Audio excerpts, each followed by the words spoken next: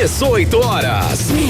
Notícias de Manaus, Amazonas, Brasil e do mundo. Agora na Mix. Ora, 6h04 em Manaus, começando 18 horas, Karine. Tamo junto, Carlão, até às 7 da noite aqui no 18 horas. Boa noite especial para quem nos acompanha nas redes sociais, no @18horas News, e também para você sintonizado aqui em 100,7. Boa noite, gente. E nós temos para os nossos ouvintes hoje, Karine Leão. Um par de ingressos para você que curte cinema, tá a fim de pegar um cineminha? Então você é o nosso convidado especial, a primeira pessoa que parar agora, aqui na Rádio Mix, na Rua Fortaleza 585, no bairro Adrianópolis, leva de presente esse mimo da Rádio Mix. Legal. Exatamente, afinal de contas, ouvinte da Mix não é qualquer um. Então você vai levar um par de ingressos para assistir ao filme, a qualquer filme, né, do grupo da rede USA. Então, para agora o seu carro na porta da Rádio Mix, na Rua Fortaleza 585, no Adrianópolis, que você leva, você é nosso convidado, um par de ingressos. E agora nós vamos conferir os destaques do programa 18 horas de hoje. Consumidores de Manaus pagam o maior aumento da gasolina no país. Pesquisa revela que pacientes afetados pela Covid-19 no Amazonas apresentam sintomas relacionados com ansiedade. Em Manaus, grandes empresas vão poder patrocinar artistas e abater o valor sobre o imposto municipal com uma nova lei de cultura. Tribunal de Contas do Estado denuncia falta de estrutura das defesas civis dos municípios do Amazonas. Agora 6h05, você no melhor Mix do Brasil. Nós estamos começando agora para você mais uma edição do 18 horas. Os destaques desta quinta-feira, 2 de março de 2023. Você confere até às 7 da noite. Mais uma edição do 18 horas.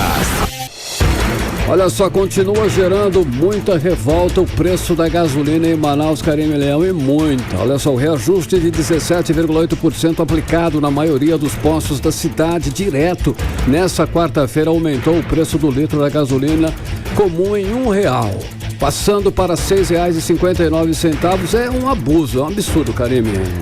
Foi o maior reajuste do país, Carlão. Só isso que eu te falo, tá? Em Fortaleza, por exemplo, o aumento foi de 60 centavos, 10% aproximadamente de reajuste. Lá no Rio de Janeiro, conversei com a minha família e eles falaram o seguinte, que com o reajuste, a gasolina foi para R$ 5,18. Nenhuma outra capital o reajuste chegou próximo do aplicado aqui em Manaus, Carlão. 17,8% de aumento é para tirar qualquer um do sério, já me tirou do sério. Karine, olha só, se a gasolina em Manaus já era cara, por sinal uma das mais caras entre as capitais brasileiras, agora ficou ainda mais caro. Passou de caro, agora está abusivo. Enquanto o preço médio da gasolina no Brasil, segundo a Petrobras, era de R$ 5,08, na semana passada aqui em Manaus, os postos já vendiam em média o litro da gasolina comum a R$ 5,59. Já estava bem acima da média, já estava caro. E agora ultrapassou. Então tá 6,59, Karine. É simples assim, e o consumidor que se ferre, eu que me ferre aqui para fechar minha conta do mês, né, Carlão? A gente que deu nossos pulos para conseguir fechar aí o orçamento doméstico. Gente, um aumento de 17,8% num produto tão essencial quanto a gasolina é injustificável, não há argumento que explique, né, por que esse mega aumento. A volta dos impostos federais implicaria num reajuste de no máximo 50 centavos para o consumidor final, segundo os especialistas. E isso é o que estamos vendo aí na maioria das cidades brasileiras. Mas aqui em Manaus é diferente, é diferenciado, Karine. Como diz aí o meme na internet. Aqui não é Brasil, então, só se for. Manaus é Brasil, é uma situação à parte, vamos combinar, né? Vale lembrar, Carlão, que a Petrobras e a refinaria de Manaus também reduziram o preço da gasolina para as distribuidoras. Isso compensou aí, em parte, o impacto da volta dos impostos. Mas aqui os donos de postos de gasolina passaram dos limites. E a pergunta que não quer calar, cadê os órgãos de controle? Cadê Procon? Tá certo que não há, né? Não existe esse controle de preços no Brasil.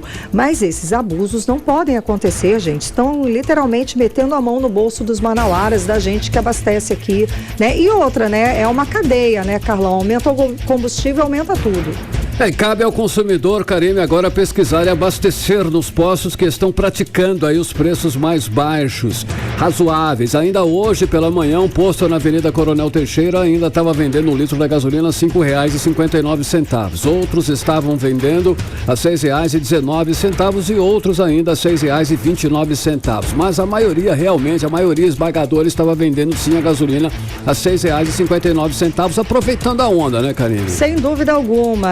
E a questão é pesquisar e abastecer onde a gasolina está mais barata e, claro, evitar esses postos que, de forma coordenada, passaram a vender a gasolina a R$ 6,59. Para falar mais sobre essa polêmica do preço da gasolina, vamos conversar agora ao vivo com o vereador Rodrigo Guedes, do Republicanos, que acompanha essa questão dos preços nos postos já há algum tempo. Muito boa noite, vereador. Seja bem-vindo ao 18 horas. Lembrando que você já foi presidente do PROCON aqui em Manaus, qual seria o preço justo a ser praticado aqui na cidade depois dessa volta dos impostos federais e da redução do preço da gasolina nas refinarias? Boa noite, vereador. Boa noite, Karime. Boa noite. Carlão. Boa noite. Falhou aqui. Boa noite, Karime. Boa noite, Carlão. Boa noite a todos. Tudo bem, Carlão? Tudo certo. E aí? Bom, boa noite aos ouvintes também. Karime, na verdade, não tem um preço certo, né? Como você muito bem falou, os preços são livres, mas aumentos de um preço de um produto essencial como o combustível, isso não sou eu que estou dizendo, é a Lei de Economia Popular, certo? Uma lei bem antiga, mas ainda em vigor no Brasil. Esses preços não podem ter essas flutuações nesse percentual sem uma causa razoável. Então, assim, a gente estima que o efeito do aumento dos impostos federais foi de 35, 30, 40 centavos, né?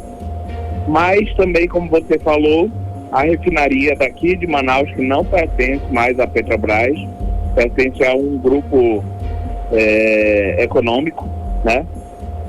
Ela também reduziu o preço da gasolina para as distribuidoras, ou seja, teve uma redução. Então não tem aí sentido você aplicar um aumento de R$1 se valendo da notícia da reoneração dos impostos federais. Aí que configura-se a prática abusiva. Agora, a forma de se comprovar isso, não só com algo que é indício, mas algo real, é justamente você, como órgão de fiscalização, o PROCON, ou até o Ministério Público, ou a Comissão de Defesa do Consumidor, pegar as notas fiscais, exigir as notas fiscais, e aí você faz a comparação. Se nesse intervalo de três dias você não teve uma oscilação muito grande do preço da compra, mas o preço da venda para o consumidor você aumentou R$1, aí pode se configurar a prática abusiva que está no Código de Defesa do Consumidor. Isso não significa de forma alguma controle de preços, ou que a gente fica, aqueles fiscais de preço, eles existiram na época da hiperinflação, eles voltem. Mas significa que em alguns itens você simplesmente não pode elevar o preço de forma substancial sem uma causa que justifique, né? A gente vive numa economia de mercado, sim, capitalista, sim, mas a própria função social da propriedade e também da economia, a função social da economia, elas deixam claro que o preço pode ser verificado pelos órgãos. E se houver prática abusiva, é passível de autuação, sim. Ok, o senhor inclusive postou no Twitter, né, que esse aumento é uma prática abusiva, inclusive de acordo aí com o artigo 39 do Código de Defesa do Consumidor, Lei da Economia Popular, enfim. Como é que o controle pode agir para impedir esse abuso, esses órgãos? Olha só, Carlão, para não ficar algo politiqueiro, para não ficar algo só jogar para a torcida, a forma é justamente essa. Você compara as notas. Segunda-feira, na segunda, na verdade, começou ali a notícia de que o governo federal ia reonerar os impostos sobre os combustíveis, né? Então a gente percebe que na segunda-feira os postos já começaram a aumentar, para quando começasse a valer a reoneração, eles aumentassem mais ainda. Então, assim, você compara as notas. Se não teve uma elevação no preço da compra, ou seja, a gasolina que o posto compra da distribuidora, ou se essa elevação foi muito menor do que o aumento do preço da venda, e aí já está configurada a prática abusiva. E aí esse caso se agrava aqui em Manaus, porque os postos agem em conjunto, né? Depois de tantas denúncias, depois de 5 anos de luta, Karine, Carlão, que inclusive vocês tantas vezes noticiaram aí, vocês vão de convir comigo que agora, depois de muito tempo, muita luta que houve, começou um período de flutuação dos preços da gasolina aqui na cidade de Manaus, porque antes eram todos iguais. Agora tem uma diferença, algum intervalo de tempo que eles reajustam. Antes virava uma noite, Manauara acordava e todos os postos já estavam a um preço maior. Agora eles sabem que a sociedade está de olho. Exato.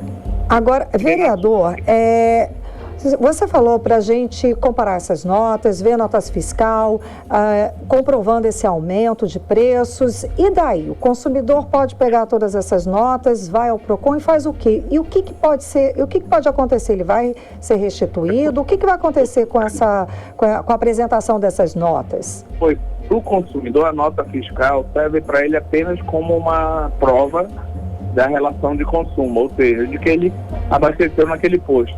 Eu considero importante porque se você tiver algum problema de combustível, de adulteração, combustível que provocou alguma falha no motor do seu carro, você tem a comprovação. Mas essas notas de que eu estou falando, o consumidor infelizmente não tem acesso, que são as notas de compra do posto. Quem tem que fazer esse trabalho são os órgãos que têm um poder legal de fiscalização, poder de polícia. Eles podem chegar lá no posto e exigir a nota de compra. E aí ele compara, para fazer esse julgamento técnico, sem politicagem, sem nenhum tipo de discurso politiqueiro. Comprovou ali que na nota de compra e na nota de venda tem uma flutuação muito grande no preço, sem algo que justifique, aí está claro que o proprietário do posto, está se valendo da notícia da reoneração dos impostos federais para reajustar de uma forma desarrazoada o seu preço. E aí acontece o quê? Se fica configurado. Oi? Aí cabe ao órgão de defesa do consumidor fazer a autuação. A autuação é o processo de multa, né, de sanção, de pena do agente econômico. Ele faz a constatação, faz o auto de infração e aí o posto recorre administrativamente. Se o posto for condenado administrativamente e não pagar a multa, aí o governo do estado, no caso, que é o poder a qual o PROCON está vinculado, entra com uma ação de execução. Nós fizemos isso dezenas de vezes, na época que eu estava no PROCON, tem dezenas de processos, centenas, na verdade, processos judiciais de execução. Só que a justiça é lenta. Mas isso não é culpa nossa, né? Os órgãos têm que fazer a sua parte. Exato. Agora, vereador, com a privatização, a refinaria de Manaus, a gasolina produzida aqui sofreu o maior reajuste do país. Aumentou aí, foi por volta de 20% nesses 3 meses, quase 10% a mais que a média nacional. É isso mesmo? Essa porcentagem é essa mesma? A gente está realmente pagando a gasolina mais cara do país? Exatamente. Olha, quando houve o processo de privatização que foi feito pelo governo federal, pela Petrobras, no programa de desinvestimento da Petrobras, passou pelo CAD, né, que é o Conselho Administrativo de Defesa Econômica, foi aprovado e o processo foi finalizado, o processo de privatização. Agora a refinaria ela é 100% privada, ela pertence a um desses grupos econômicos aqui da cidade de Manaus, o mais forte, podemos dizer assim. E agora eles não precisam seguir nenhum parâmetro, eles não têm nenhuma obrigatoriedade de seguir um parâmetro da Petrobras. Isso significa, na prática, que aquelas notícias que nós vemos, a Petrobras reduz gasolina, a Petrobras aumenta o preço da gasolina, elas não têm mais um efeito direto aqui na cidade de Manaus. Porque os postos não compram, ou as distribuidoras e os postos não compram mais da refinaria da Petrobras, compram da refinaria privada. E aí a refinaria privada pratica o preço que bem entende, e aí ela virou um agente econômico livre para praticar o preço que ela bem entender. Vereador, nós ficamos reféns, então, dessa empresa, é isso? Ficamos reféns porque existem duas formas da compra, três, né?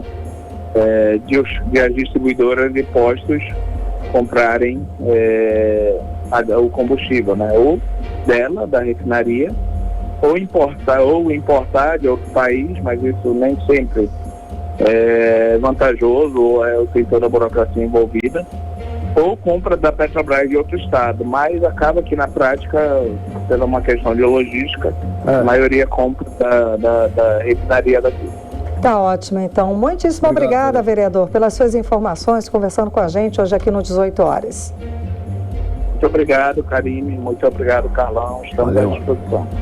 Muito obrigada, boa noite. Conversamos com o vereador Rodrigo Guedes, do Republicanos. Agora 6h20, você no melhor mix do Brasil. 18 horas. Olha só, o Tribunal de Contas do Estado denuncia falta de estrutura nas defesas civis dos municípios do Amazonas, hein, Karime? Pois é, Carlão. A Associação Amazonense de Municípios reconhece as dificuldades em manter a defesa civil no interior e diz que o principal motivo é a queda nos recursos financeiros. Vamos acompanhar mais detalhes a respeito desse assunto agora com a Diné Araújo. De acordo com a denúncia feita ao Tribunal de Contas do Estado, a falta de estrutura dos setores da defesa civil nos municípios do interior é alarmante. Não há como prevenir desastres em nível local, seja pelo mapeamento de áreas de risco e vulneráveis aos eventos extremos, ou seja pela destinação de recursos ou estrutura mínima das condições de trabalho. A denúncia foi feita pelo Ministério Público de Contas. Os prefeitos dos municípios do Amazonas estão sendo denunciados por possível omissão quanto à falta de estruturação mínima das defesas civis para resposta e gestão preventiva de desastres naturais. O presidente da Associação Amazonense de Municípios, Anderson Souza, reconhece as dificuldades da defesa civil no interior do estado. Nós temos muita dificuldade hoje no interior do estado em manter a estrutura da defesa civil.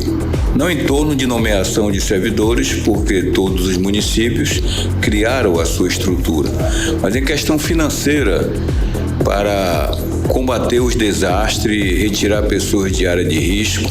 Os municípios combatem isso.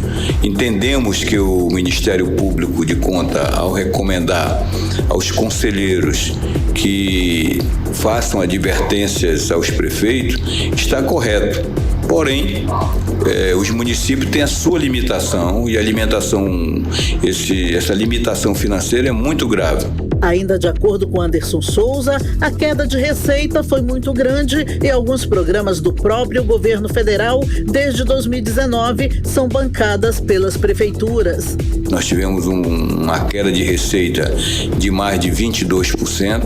Esse ano promete em torno de 31%, tanto na educação como na saúde, na assistência social.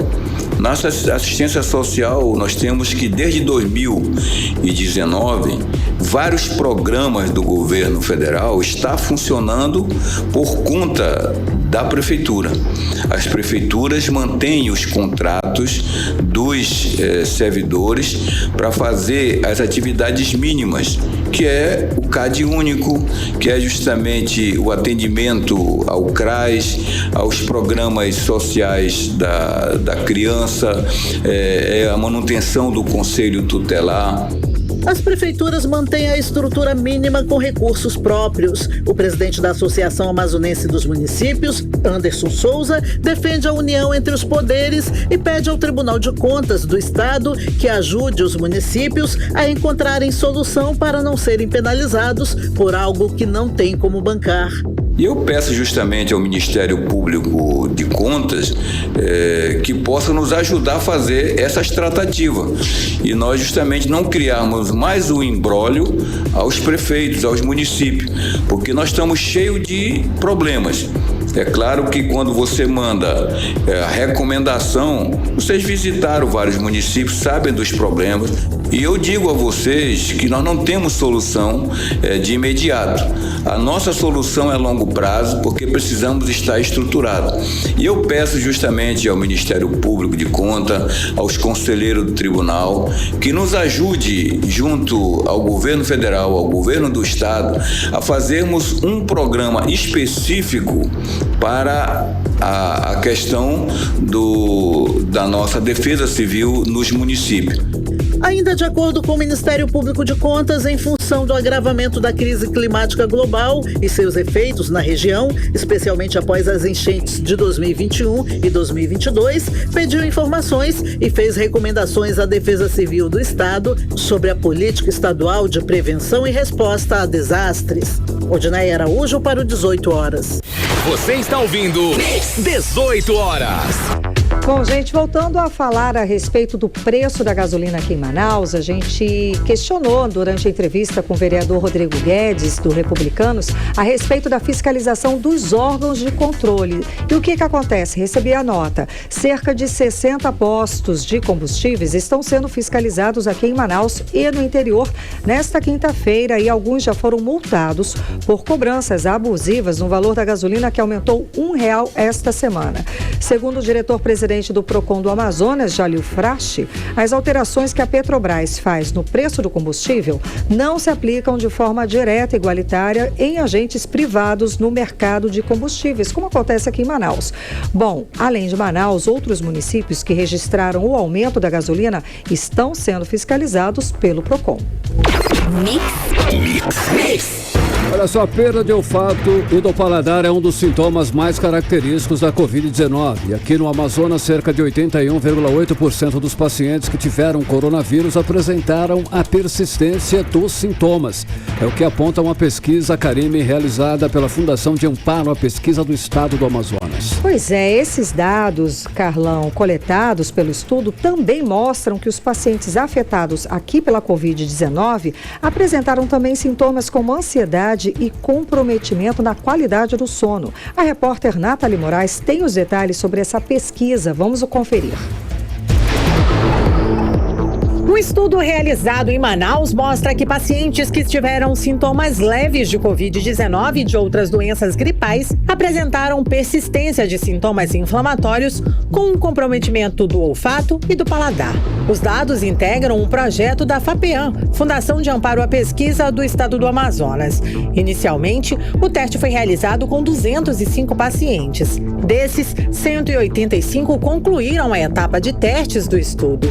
O resultado apontou que 81,8%, ou seja, 135 pacientes apresentaram sintomas de anosmia, caracterizado pela perda temporária ou total ou parcial do olfato. Já 64,3% de todas as pessoas que integraram a pesquisa foram confirmadas com infecção por SARS-CoV-2, vírus causador da Covid-19. A fase de testes do estudo foi realizada na Fundação Hospitalar Adriano Jorge.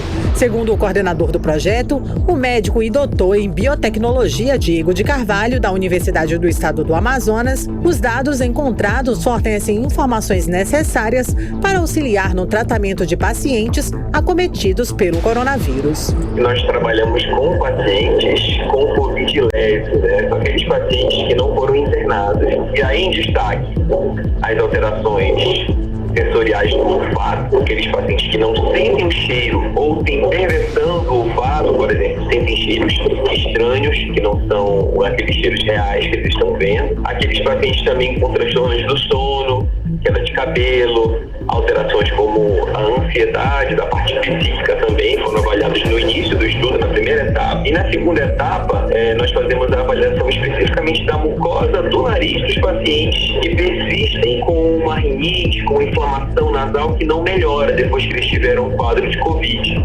Vale destacar que alguns pacientes analisados na pesquisa também apresentaram outros sintomas associados com a disfunção olfativa. Entre os sintomas identificados estão a perda de paladar, encontrada em mais de 59% dos pacientes que participaram do estudo. Os números no âmbito do projeto, 77,4% das pessoas indicaram ter um grave comprometimento na qualidade do sono. O estudo também demonstrou que 76,6% dos participantes com teste positivo para síndromes gripais, incluindo a Covid-19, relataram ter indicativos de fortes sintomas de ansiedade. Nathalie Moraes para o 18 horas. Você está ouvindo 18 horas. 6 horas e 29 minutos, você no melhor Mix do Brasil. Olha só aí, a bancada do Amazonas no Congresso Nacional está em rota de colisão com o secretário da Reforma Tributária, que é o economista Bernardo Apicari. Pois é, Carlão. E o coordenador da bancada, o senador Omar Aziz, foi mais uma vez buscar o apoio do presidente Lula para defender a Zona Franca de Manaus. Vamos conversar agora com o nosso correspondente em Brasília, o jornalista Carlos Eduardo Matos. Cadu, boa noite, seja bem-vindo. Então, Cadu, a situação é de incerteza, né, para a Zona Franca de Manaus, isso mesmo com a garantia do presidente Lula de que a Zona Franca não será afetada na reforma tributária. É isso mesmo? Boa noite, Cadu. Fala, Cadu. São tantas incertezas, Karine, que o presidente Lula vai ser a nossa segunda instância, digamos assim, porque a briga com certeza vai até as últimas consequências, né? Boa noite para você, Karine, boa noite, Carlão, boa noite, ouvintes do programa 18 horas. A única garantia do presidente Lula é a palavra dele, né, Karine? Mas quem vai conduzir a reforma tributária é o Congresso Nacional, juntamente com a equipe econômica do governo. O presidente Lula vai ter que confiar nas decisões de sua equipe. Quando o texto da PEC for finalizado, não vai haver mais tempo para fazer ajustes. Por isso, a palavra do presidente Lula não é suficiente para a gente. Ontem, a bancada do Amazonas se reuniu com o homem dos punhos de ferro do governo, no caso aí, como disse o Carlão, secretário da Reforma Tributária, o economista Bernardo Api, que é o autor intelectual da PEC 45 e o mentor da Reforma Tributária. Dessa conversa não saiu nada, Karine. Não saiu nenhuma garantia de proteção ou nenhuma sinalização de respeito ao modelo econômico da Zona Franca de Manaus. O secretário apenas disse que ainda não há nada definido e que o governo só deve apresentar alguma coisa talvez em abril. Essa indefinição irritou bastante o senador Omar Aziz, que ontem foi reconduzido ao posto de coordenador da bancada do Amazonas do Congresso Nacional. Ele fez um alerta sobre o perigo que o Amazonas e a Zona Franca de Manaus vão correr se a reforma tributária sair do jeito que vem sendo desenhada pelo secretário Bernardo Api. Então vamos ouvir o que disse o senador Omar Aziz, bastante irritado. Vamos ouvir. Eu não confio no Bernardo Api, eu não confio em nenhuma dessas duas reformas que estão aí, nem a PEC 45 nem a 110, nenhuma das duas é boa.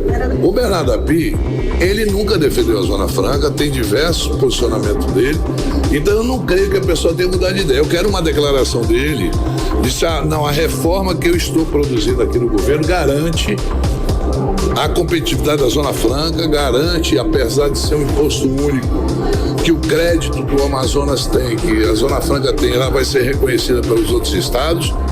E tem muitas questões aí que a gente tem que discutir. Quando você vai criar um imposto único no Brasil, quem vai pagar essa conta no final? Você vai reduzir a tributação do empresário, mas quem vai pagar lá é o consumidor. Ninguém vai perder a arrecadação.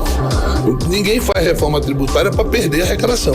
Ontem eu tive com o presidente Lula, eu coloquei lá na reunião sobre a preocupação em relação à reforma tributária, porque por diversas vezes ele disse para mim, Omar, eu não tenho nenhum interesse de prejudicar a Zona Franca. Vocês têm a garantia minha aqui, nós vamos manter a competitividade da Zona Franca. Então, são passos que nós vamos ter que dar. É lógico que nós temos que fazer o nosso papel aqui, os senadores têm que fazer o papel deles, os deputados federais têm que fazer o seu papel, a sociedade organizada do Estado do Amazonas tem que fazer. 18 horas. A gente acompanhou a fala do senador Omar Aziz, coordenador da bancada do Amazonas no Congresso Nacional, e ele chamou a sociedade amazonense para fazer o seu papel em defesa da Zona Franca de Manaus, né, Cadu? Tamo junto. Exatamente, estamos juntos, né, Carlão? O senador Maraziza aí mostrando os dentes, né, Karine? Ele é contra a PEC 45, contra a PEC 110, é crítico de Bernardo Api, porque, na opinião dele, Bernardo Api é contra a Zona Franca de Manaus. Então, a previsão é de uma longa batalha no Congresso Nacional em defesa da Zona Franca. Uma batalha com todo mundo na mesma trincheira, né? Sim. Parlamentares, equipe técnica do governo do estado, consultores, empresários da indústria do Amazonas, enfim, sociedade, povo amazonense, toda a pressão vai ser importante a partir de agora, porque está em jogo o emprego, né? Aí a gente volta a repetir, né, cara? Ninguém é contra a reforma tributária, mas é importante ajustar a Zona Franca de Manaus dentro dessa reforma sem enfraquecer o nosso modelo. Senão pode resultar na saída de muitas empresas e, consequentemente, em muitas demissões. E isso ninguém quer, né? Karine e Carlão. Cadu, mudando de assunto, mas continuando aí em Brasília, a CPI para apurar os atos do dia 8 de janeiro tem apoio de 3 parlamentares do Amazonas. Essa comissão parlamentar de inquérito, a CPI, sai ou não sai, Cadu? Na verdade, é uma comissão parlamentar mista de inquérito, Carlão, uma CPMI, formada aí por senadores e deputados federais. Se depender de apoio, ela sai, viu? Porque a CPMI já tem assinatura de 198 deputados e de 33 senadores. Apoio mais que suficiente, incluindo aí as assinaturas de 3 parlamentares bolsonaristas do Amazonas, os deputados Capitão Alberto Neto e Fausto Júnior e o senador Plínio Valério. Agora, depende do presidente do Senado, né, o Rodrigo Pacheco. Ele vem tergiversando, tentando em cima do requerimento de instalação da CPMI, com o objetivo claro de ganhar tempo em favor do governo. O governo vem trabalhando para convencer alguns senadores e deputados a retirar as assinaturas. Essa é a estratégia. E a gente já falou aqui que o governo não tem o menor interesse nessa CPMI, em qualquer comissão que seja instalada, porque pode haver danos políticos seríssimos, principalmente envolvendo os ministros da Justiça, Flávio Dino, e da Defesa, José Múcio. A oposição vem trabalhando com o argumento de que esses dois ministros teriam sido omissos ao não impedirem os ataques antidemocráticos do dia 8 de janeiro. Na verdade, é uma inversão de narrativa, né, Carlão? No sentido de alterar o curso das investigações. Enquanto na ala de cima, o presidente Rodrigo Pacheco enrola, na ala de baixo, os parlamentares brigam, de um lado, para coletar mais assinaturas e de outro para retirar assinaturas. Que situação, vai ser briga boa, já está sendo, na verdade.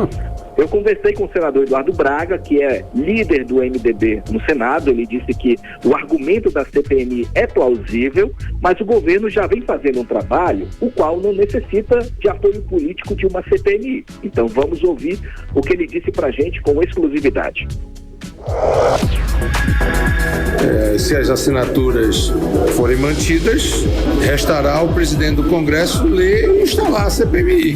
Porque o governo não tem compromisso com o que aconteceu no dia 8 de janeiro. Ao contrário, o governo foi vítima do que aconteceu no dia 8 de janeiro. Agora, acho também, por outro lado, de que as investigações estão acontecendo, a Justiça está fazendo a sua parte, a Polícia Federal está fazendo a sua parte, mas a CPI ou a CPMI, ela é um instrumento legítimo do Parlamento para a complementação de investigações, caso seja necessário. 18 horas. Agora a gente acompanhou a fala do senador Eduardo Braga, líder do MDB no Senado, falando a respeito dessa CPMI para apurar os atos do dia 8 de janeiro, Cadu. A gente percebe nessa fala, Karine, que Braga está meio dividido, né? Mas é que ele não quer levar tiros de nenhum dos lados. E ele também não quer se indispor com os eleitores bolsonaristas. Eu também conversei com o senador Plínio Valério. Ele falou um pouco dessa disputa por essa corrida pelas assinaturas. Então vamos ouvir Plínio Valério. O trabalho todo é para reunir o maior número de assinaturas possíveis, porque quanto maior o número, melhor e menor a possibilidade de alguém retirar a assinatura. Por enquanto, se tem o cuidado de chegar ao máximo número possível de assinaturas, para ter um número folgado, né? como eu estou fazendo com a CPI das ONGs, por exemplo. Eu já tenho 38 assinaturas, são precisos 27. Mas para a semana, quando eu passar essa história de instalação de comissão, membro de comissão, eleição de presidente de comissão, aí sim a gente começa o trabalho. 18 horas. E agora a gente ouviu o senador Plínio Valério, do PSDB do Amazonas, também falando a respeito já das assinaturas para a instalação dessa CPMI para apurar os atos do dia 8 de janeiro. Então, será que sai, Cadu? Olha, conforme disse o senador Plínio Valério, a briga pela instalação dessa comissão deve se acirrar na semana que vem, quando forem definidas as mesas diretoras das comissões permanentes no Senado e na Câmara. É onde os partidos vão se acomodar. Os partidos se acomodando, as coisas começam a se decidir. E outra coisa, Karine, hoje mais um deputado bolsonarista apresentou um pedido de impeachment contra o presidente Lula. Foi o deputado Carlos Jordi, do PL do estado de São Paulo. O argumento dele é de que teria havido omissão por parte do governo federal com as ordens do presidente da República com relação à invasão aos 3 poderes, né? Com esse pedido de impeachment, agora são 2 pedidos contra o presidente Lula. O primeiro foi aquele logo no início do ano do deputado Sanderson. Volto com vocês, Karine e Carlão. Obrigada pelas informações, Cadu. Boa noite, Cadu. Bom trabalho. Tchau, tchau. Obrigado, gente. Tchau, tchau. Tchau, tchau. 6h40, você no melhor Mix Brasil. 18 horas. E daqui a pouco, aqui no 18 horas, mês de março, é marcado com campanhas nacionais que promovem a saúde íntima da mulher. É o nosso assunto em instantes. Agora nós vamos conferir previsão do tempo, hein? Tempo e temperatura para amanhã, já sexta-feira, final de semana aí, batendo na porta. Tempo e temperatura, Karime Leão. Previsão do tempo. E segundo informações do Climatempo, para esta sexta-feira, a previsão é de sol com algumas nuvens. Deve chover rápido durante o dia e a noite. A mínima prevista é de 24 graus, a máxima pode chegar a 32 graus. As chances de chuva são de 90%. A umidade relativa do ar fica entre 69% e 99%. Rio Negro subiu mais 9 centímetros de ontem para hoje, elevando o nível no Porto de Manaus para 24 metros e 30 centímetros acima do nível do mar. 18 horas. Prefeito Davi Almeida regulamentou a lei de incentivo à cultura de Manaus, Karime Leão e ouvintes. Agora, as grandes empresas vão poder patrocinar artistas e abater o valor sobre o imposto municipal. Ou seja, Carlão, isso significa dizer que todo imposto pago pelos empresários que aderirem à lei de incentivo à cultura, cerca de 20% podem ser transferidos para o Fundo da Cultura. E a repórter Nathalie Moraes explica mais pra gente como que vai funcionar. Vamos conferir. A Prefeitura de Manaus estima investimentos entre 5 e 10 milhões de reais com a regulamentação da Lei de Incentivo à Cultura, que concede incentivo fiscal à realização de projetos culturais aqui na cidade de Manaus.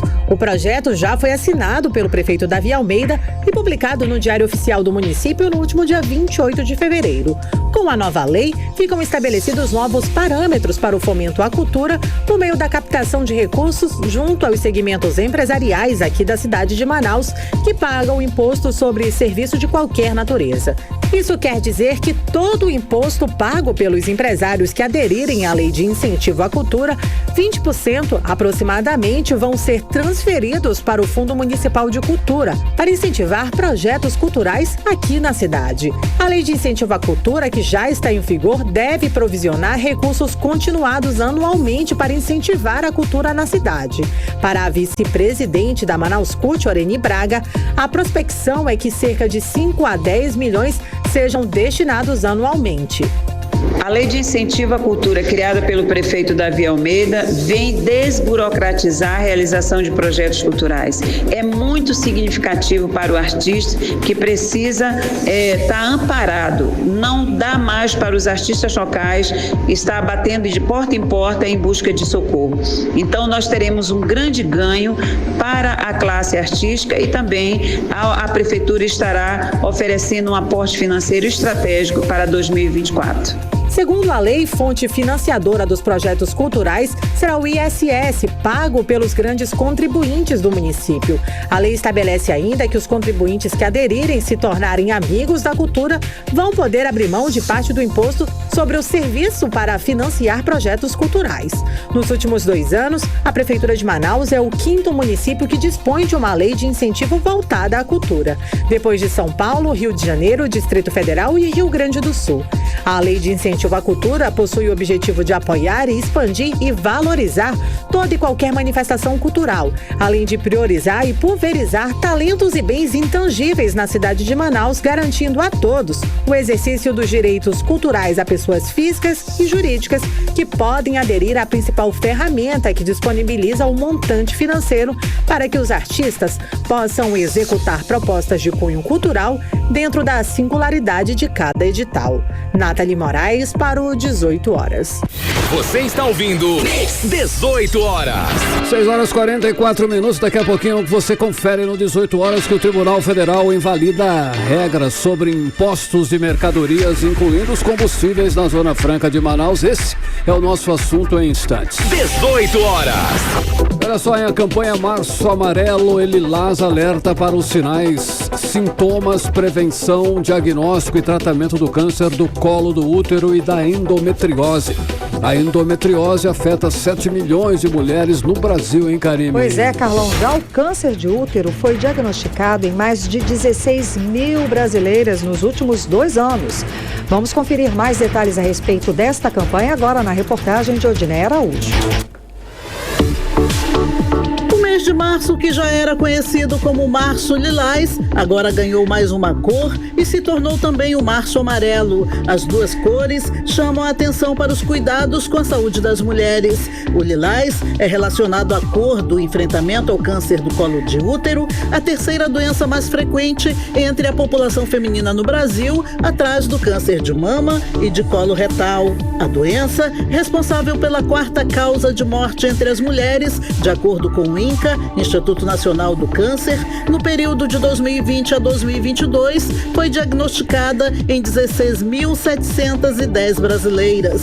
Em Manaus, todas as unidades básicas de saúde do município realizam durante todo esse mês de março ações voltadas para o combate ao câncer de útero. É o que diz Lúcia Freitas, chefe da Divisão de Atenção de Saúde da Mulher da Secretaria Municipal de Saúde. É o 3º que mais mata no país, né? E de maior incidência na região norte, inclusive Amazonas e Manaus. Todas as nossas unidades básicas, elas realizam coletas de preventivo, né? O grupo de risco, como eu já falei, são as mulheres de 25 a 64 anos. Porém, nós também coletamos fora dessa faixa, mas onde a gente procura, onde então possivelmente nós possamos encontrar essa mulher que pode estar desenvolvendo pode estar com uma lesão precursora e depois vir a desenvolver câncer, é o grupo da faixa etária de 25 a 64 anos. Ainda conforme Lúcia Freitas, da Atenção da Saúde da Mulher da Censa, é preciso apenas levar documentos básicos para receber atendimento. Então a mulher pode procurar qualquer unidade nossa. É importante que ela leve nessa consulta o CPF, né, e um documento de identidade. E aí entra no fluxo da unidade, coleta o preventivo. Se esse preventivo vier alterado, essa mulher é chamada, a unidade vai chamar, e ela vai realizar colposcopia e biópsia. E a partir daí é feito encaminhamento para a Fundação Secom. Já a cor amarela remete ao enfrentamento da endometriose, doença comum e benigna que ocorre quando o endométrio, uma mucosa que reveste a parede interna do útero, cresce em outras regiões do corpo. Segundo a Organização Mundial de Saúde, em todo o mundo, a endometriose afeta 176 milhões de mulheres, 7 milhões somente aqui no Brasil. Odiné Araújo para o 18 horas. Você está ouvindo 18 horas. 6h47, nós vamos falar agora sobre a decisão do plenário do Supremo Tribunal Federal sobre impostos de mercadorias, incluindo aí os combustíveis na Zona Franca de Manaus, Karime. Exato, Carlão. O repórter André Meirelles explica agora mais detalhes sobre uma decisão que tem impacto pra gente aqui no Amazonas e com a Zona Franca de Manaus. Vamos ouvir. A Zona Franca de Manaus é uma área de livre comércio com tratamento diferenciado, de modo que operações feitas com empresas situadas no local se equiparam a operações com o exterior. Desta forma, a venda de combustível à distribuidora localizada na Zona Franca é equiparável à exportação e, portanto, imune à incidência do ICMS, como dita a Constituição. Com esse entendimento, o plenário do Supremo Tribunal Federal declarou inconstitucional a proibição ao adiamento do pagamento de ICMS na venda de combustíveis para as distribuidoras da Zona Franca. O 18 Horas conversou com o ex-deputado estadual e economista Serafim Corrêa, que afirmou que a decisão é favorável para o Estado. É que esse convênio do CONFAZ, ele não contemplava a Zona Franca de Manaus ao comprar qualquer mercadoria, incluindo combustíveis, que equivalia a uma exportação. Com esta decisão agora do Supremo, cai aquela restrição que havia e, obviamente, que a Zona Franca de Manaus é favorecida. Na ação direta do plenário do STF, o Conselho Nacional de Política Fazendária, o CONFAZ, prevê adiamento do ICMS na compra de etanol anidrocombustível e biodiesel, o que significa que a própria compradora deve recolher o imposto à unidade federada de origem da mercadoria, quando revender os combustíveis. Com isso, em vez de aguardar até o momento da revenda do combustível para promover o pagamento, é necessário recolher o tributo já no momento da compra. O economista Orígenes Martins afirmou que o adiamento do ICMS dos combustíveis na Zona Franca trará benefícios ao Estado. Quando se fala em combustível, não se pode igualar a outros setores. Uma renúncia, ou mesmo que seja um adiamento de pagamento de imposto, desde que está se falando de um setor como o combustível, ele pode até trazer digamos assim, num determinado momento, uma diminuição de arrecadação. No entanto, por ser um produto de alta importância no fluxo econômico, ele não vai prejudicar o andamento da economia. Muito pelo contrário, ele pode trazer uma aceleração do processo produtivo, como aconteceu quando houve a diminuição da alíquota do ICMS. Nesse caso, ele pode trazer um aumento na produção, na abertura de empresas, no aumento do emprego, nesse caso aumentando a renda. André Meirelles para o 18 Horas. Você está ouvindo 18 Horas. 6h51 e agora nós vamos conferir previsão do tempo e temperatura para esta noite de quinta-feira com Karime Leão. Previsão do tempo. A previsão é de chuva rápida durante a noite e a madrugada, segundo informações do Climatempo. A mínima prevista de 24 graus, a máxima não deve passar dos 32 graus. As chances de chuva são de 67%. E a umidade relativa do ar fica entre 61% e 99%. Mix. Chegou a hora de saber sobre os bastidores da política local, dos bastidores da política amazonense, com ela, Cíntia Blink. Menina, seja bem-vinda, Cíntia. Então, justo quando o deputado inimigo número 1 da Amazônia Energia foi falar, menina, faltou luz, faltou energia na Assembleia Legislativa, foi isso mesmo, Blink? Oi, Karime, Carlão, todo mundo que tá com a gente aqui na 100.7. Acredita que isso aconteceu? Pô, que ironia, hein?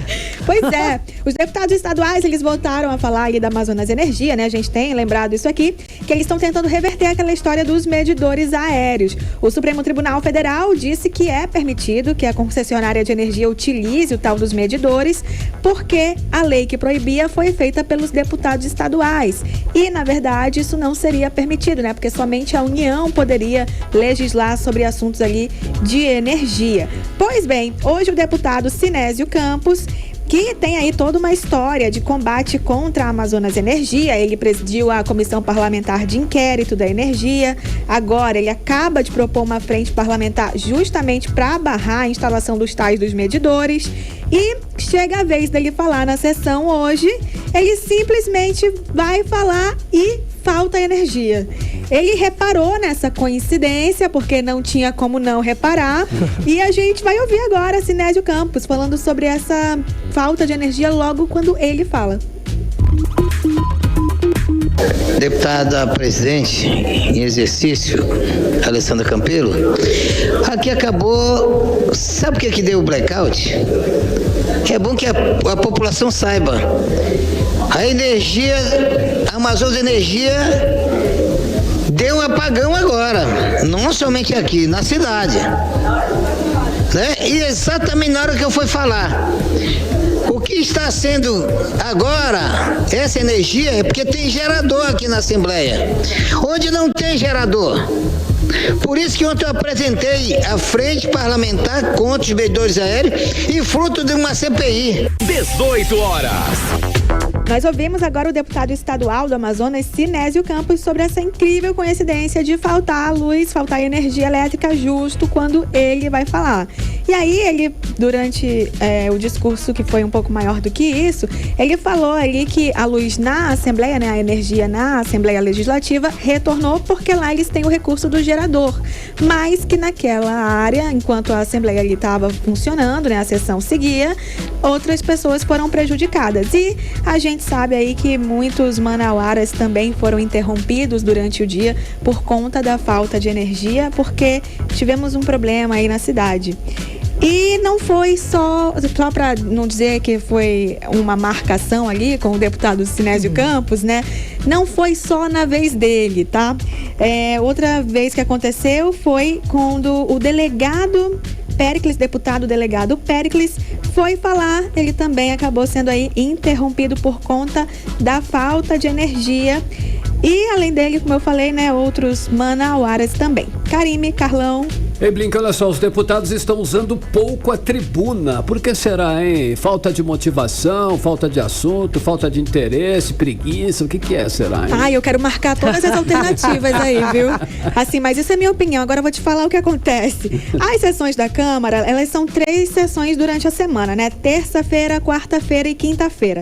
Só que quinta-feira tem um ar de sextou normalmente, viu? Leva ali uma coisa que tem uma ausência, o discurso vem menor, não sei, dá um clima de fim de semana já. E hoje, até que a ausência não teve muita ausência, não. Foram 19 deputados presentes ali, né, marcando presença no painel e tudo mais. Só que de 19, lembrando que ao todo temos 24, dos 19 que foram, 9 usaram a palavra. Quem discursou ali foram os deputados Wilker Barreto, Sinésio Campos, que a gente já sabe que é quase boicotado, Alessandra Campelo, comandante Dan, delegado Péricles, também teve um probleminha ali com a falta de energia, Rosenha, Cabo Maciel e João Luiz e George Lins. Esses foram que usaram a tribuna, ou seja, né, foram lá pra frente, discursaram, trouxeram assuntos. Teoricamente, a responsabilidade deles é trazer assuntos de interesse da população. E aí, eu sempre acho bom a gente lembrar que cada um desses parlamentares tem ali como remuneração quase 30 mil reais. Tô falando assim, só remuneração, tá? Só de salário, ali, o que cai todo mês é 30 mil. Como é que se faz o cálculo para chegar nesses 30 mil? É justamente a presença durante a sessão. Ou seja, se não faltar cada um dos 3 dias na semana durante o mês inteiro, vai ter o salário ali, vai ter a remuneração de quase 30 mil reais caindo na conta. Quando ele falta, tem um desconto, mas existe o recurso da justificativa. E essa justificativa, ela não exige muito, não. Pode ser ali uma justificativa para assuntos particulares, entendeu? Coisa que no trabalho você normal ali não tem como usar. Vai faltar muitas vezes, justificar muitas vezes, vai dar um outro resultado aí, não muito parecido com o dos parlamentares. Karime, Carlão. Blink, e o prefeito de Rio Preto da Eva está na mira dos vereadores, Blink. O que os parlamentares estão investigando por lá? Conta pra gente. Menina, 2023 não tá um ano nada fácil pros prefeitos, viu? Os vereadores, eles estão se mexendo. A gente tem falado sobre isso aqui em Manaus, mas lá em Rio Preto da Eva a coisa também não tá assim tão fácil, porque a gestão do prefeito Anderson Souza foi alvo de uma denúncia da vereadora Catiúcia Martinelli por conta do serviço serviço de transporte. A empresa Itapuã, que é responsável aí por fazer o transporte de passageiros até o quilômetro 49 da M010. E segundo a vereadora, essa empresa presta um serviço precário com um preço de R$5 a passagem. A vereadora diz que falta manutenção, os pneus são muito gastos, os veículos sofrem pane mecânica, mas assim, até agora a denúncia ela se resume a esse discurso da vereadora que foi feito ali na Câmara Municipal do Rio Preto, né? Mas não se falou de nenhum tipo de recurso parlamentar, como uma comissão parlamentar de inquérito, algum pedido de esclarecimento, enfim, nenhum recurso possível ali para os parlamentares foi utilizado até agora. Mas a gente vai seguir acompanhando para trazer toda essa história para você. E é isso, Karime, Carlão. Obrigada pelas informações. Amanhã. A gente aguarda, Cíntia. Beijo, até amanhã. Beijo. Tchau. 18 horas. Karime. E começamos o mês de março, Carlão, com muita chuva para variar, né? As chuvas devem ficar mais fortes, se intensificar aqui no Amazonas nos próximos dias, segundo o Instituto Nacional de Meteorologia. Nesse período do ano, os motoristas precisam redobrar os cuidados nas ruas pelo risco de aquaplanagem, redução de visibilidade em dias chuvosos e o alto risco também de acidentes, como explica a repórter Nathalie Moraes. Nas grandes avenidas de Manaus, os veículos são atingidos pelas fortes chuvas do inverno amazônico. O clima úmido pode ser inimigo da boa preservação dos carros de pequeno, médio e grande porte. Em alguns locais, a situação pode se agravar por conta dos buracos e da lama nas ruas. O especialista em trânsito, Rafael Cordeiro, alerta os maiores erros dos motoristas. A principal delas, deixar de manter uma distância de frenagem segura, né? Com a pista molhada exige-se um maior distanciamento entre os veículos. Outro ponto, principalmente aqui, por ser um fator cultural na nossa cidade, dos nossos condutores, é a falta da utilização da luz baixa sob chuva. Muitos condutores não fazem a utilização correta das luzes do veículo. Reduzir a velocidade, usar o farol baixo e evitar a ultrapassagem são algumas das recomendações para evitar acidentes em dias chuvosos aqui em Manaus. A atenção precisa ser redobrada, mas os cuidados com a manutenção do carro também precisam estar em dia. Os pneus são a parte do carro que mais sofrem com a pista molhada. Isso porque a água diminui o atrito do pneu com o solo.